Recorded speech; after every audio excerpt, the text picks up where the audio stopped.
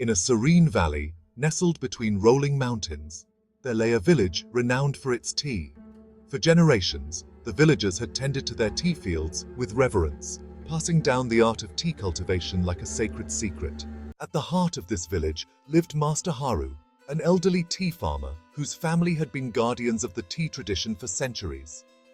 The valley was beautiful, and the fields stretched like emerald carpets under the sky.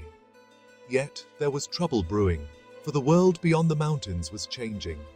The price of tea had begun to fall, and the younger generation saw little future in the old ways. The once bustling fields were slowly turning into overgrown patches of wild grass. One day, Master Haru called upon his 3 apprentices, Aki, Rin, and Kaito, each representing different virtues he hoped to preserve. Aki, the eldest, was deeply attached to the ways of the past. He cherished the ancient rituals, the precise timing of harvests, and the exacting methods of tea preparation. To Aki, the world outside the valley seemed distant and irrelevant.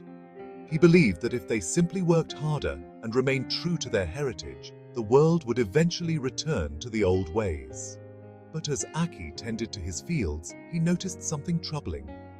Fewer buyers came to the village, and those who did offered less and less for his carefully crafted tea. His faith in tradition, once unshakable, began to waver as he saw the life draining from the land he loved. Rin, the second apprentice, was quick to adapt.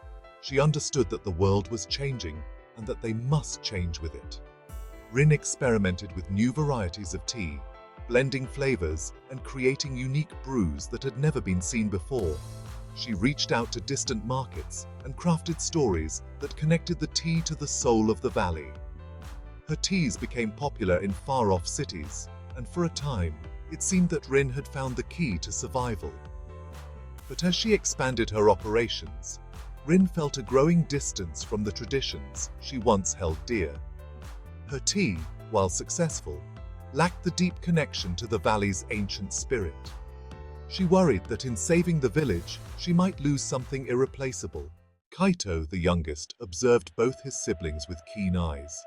He saw the wisdom in Aki's reverence for tradition and the necessity in Rin's innovation, but he also recognized the dangers of clinging too tightly to either path. Kaito believed that true survival lay not in choosing one way over the other, but in weaving them together. Kaito began by planting new varieties of tea alongside the old ones, experimenting with modern techniques while honoring the ancient methods. He invited visitors to the village, sharing with them both the rich history of the tea and the exciting new possibilities it held. Kaito's fields were neither the most traditional nor the most innovative, but they were full of life, a testament to the enduring spirit of the valley.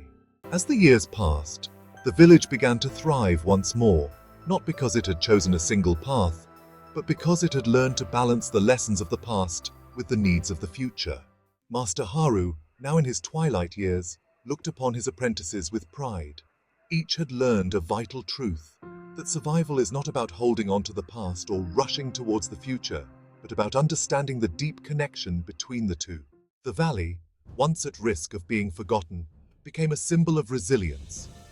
The tea produced there was not only a drink, but a story of how the old and the new, when brought together with care and wisdom, could create something greater than either alone. And so, the tea from the valley of Master Haru became known not just for its flavor, but for the lesson it carried, that in life, as in tea, the most potent blend comes from the balance of tradition, innovation, and the wisdom to know when to honor each.